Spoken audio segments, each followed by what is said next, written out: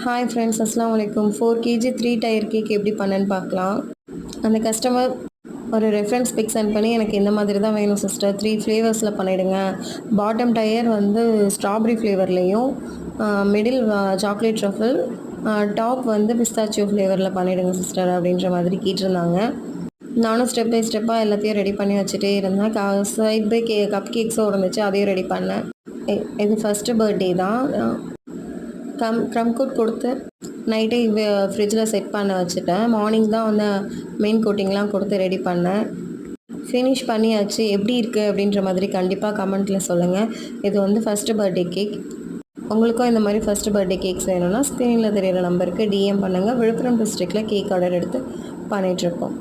அந்த கஸ்டமர் ரொம்பவே ஹாப்பியாக ஃபீட்பேக் கொடுத்துருந்தாங்க. Every thing super sister, cake ரொம்ப பிடிச்சிருக்கு, வீட்லேயும் எல்லாம் நல்லா இருக்குது அப்படின்னு சொன்னாங்க. அப்படின்ற மாதிரி ரொம்ப ஹாப்பியாக ரிவ்யூ கொடுத்துருந்தாங்க.